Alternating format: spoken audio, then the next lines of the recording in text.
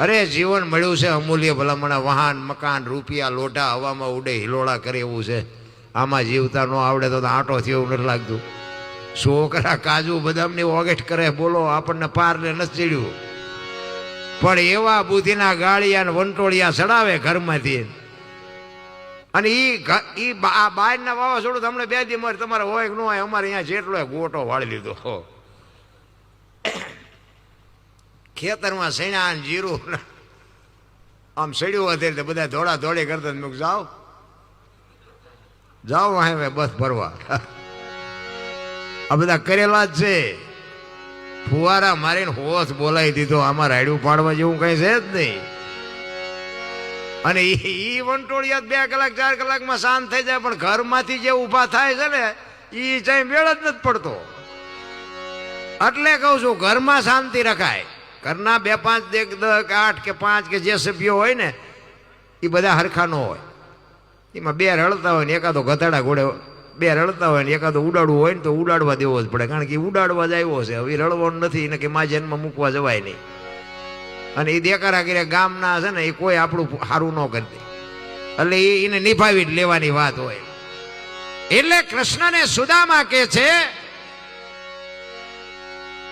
કે તારા પગ ધોવાના છે. અષ્ટપટરાણીને કહે છે કે આના માટે પાણી લઈ આવો, આના પગ ધોઈ અને તમને બધાને ચરણામૃત લેવાનું છે. તારે ભગવાનને અષ્ટપટરાણી કહે છે કે આજ ભગવાન કંઈક ગાંડો થઈ ગયો કે આને 15 દિવસ નાયો નહીં હોય, આના ટાંટિયા ધોવરાવીને પાણી પાહે કે કરમ કોઈ દી છોડે નહીં. પછી ભલે હોય ભગવાન બાપુ કરમની ગતિની મેં કીધું હમણાં એમ મને કાંઈ ખબર છે નહીં.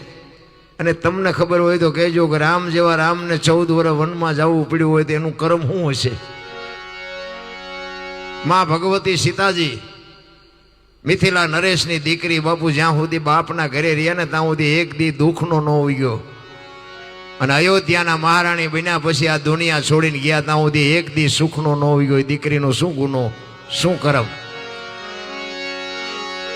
દ્રૌપદીના ચીર ઉડાતા અહીંયા કોણ નહોતું, કાળના જડબા ઝાલીને ઉભા રાખે એવા પાંડવો હતા. એ કૃષ્ણ પરમાત્માએ ચીર ન પૂર્યા હોત તો એ દીકરીની દિશા શું હતી, એનો ગુનો શું હતો, આખી દુનિયાને ખબર છે. વિચાર કરજો, અખિલ બ્રહ્માંડના માલિક કૃષ્ણ પરમાત્મા જેને વિશ્વ બનાવ્યું હોય, આખી દુનિયા જેને બનાવી હોય, એને ખબર ન હોય કે અહીં બેસ તો ભીલ મને બાણ મારશે ને ખબર ન હોય. ભીલના બાણથી વિંધાવવું પડ્યું કૃષ્ણ પરમાત્માને. એનું કર્મ શું?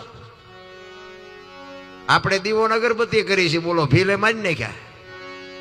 શું સમજવું આમાં?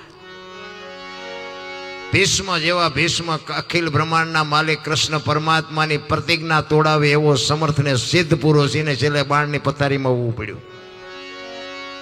જો કર્મ. અરે ધર્મના જે રખેવાળ હોય યુધિષ્ઠિર ધર્મરાજા, ધર્મની જે રક્ષા કરવા વાળો માણા પોતાના હક માટે લડે. યુદ્ધ તો એટલા માટે જ હતું ને કે ભાઈ 5 ગામ આપે એટલા માટે જ યુદ્ધ હતું ને. પણ છેલ્લી અવસ્થાએ બાપુ 5 ફૂટ જગ્યા ન મળે, હિમાલય હાડ ગાળવા જવું પડ્યું. તમે વિચાર કરો, એવો ધર્મનો રખેવાળ માણા એનું શું કરમ. અત્યારે તમે જોવો તો આ દુનિયામાં ભક્તિ કરે દુઃખી છે, લો દુનિયાના બૂસ મારે એ સુખી છે. શું સમજવું? આમ સારું કરવા વાળા ઘણા છે પણ નડવા વાળા હોય. આમાં નકરા બધા સારું કરવા વાળા ન હોય. અને આની જ વાત છે બાપુ, જીવન મળ્યું છે ને મોજ કરી લેવાય.